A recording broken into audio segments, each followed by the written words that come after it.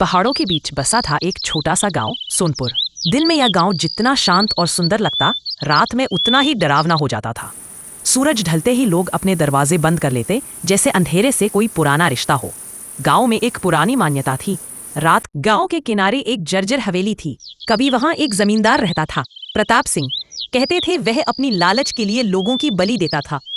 एक रात गांव वालों ने मिलकर उसे हवेली में जला दिया, लेकिन उसकी मौत के बाद भी हवेली कभी शांत नहीं हुई। उस रात गांव में कुछ अजीब हुआ। 12 बजते ही कुत्ते एक साथ रोने लगे। हवा अचानक ठंडी हो गई और जंगल की ओर से घुंघरुओं जैसी आवाजें आने लगी। अनन्या खिड़की से बाहर देखने ही वाली थी कि काव्या चिल्लाई, दीदी बाहर कोई है। अनन्या ने टॉर्च उठाई और बाहर निकली, और जो उसने देखा उसके रूह कांप गई।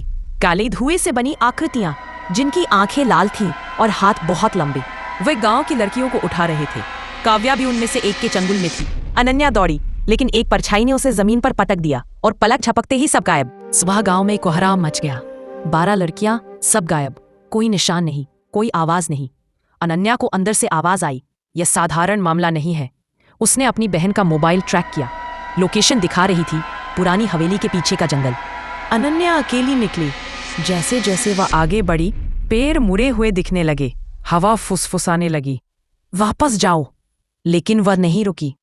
जंगल के बीच उसे जमीन में धंसा एक पत्थर का दरवाजा मिला। दरवाजा अपने आप खुल गया। अंदर एक अलग ही दुनिया थी। लाल आसमान, काली जमीन और बीच में एक सिंहासन।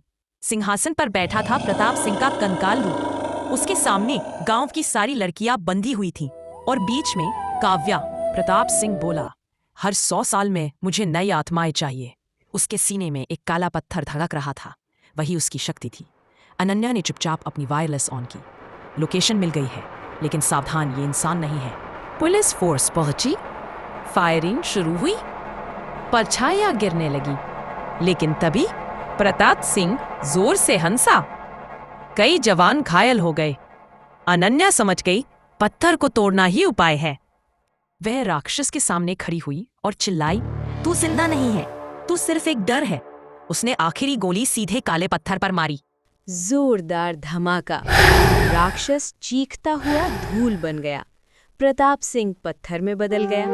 लड़कियां आजाद, आसमान नीला हो गया। गांव फिर से जिंदा था।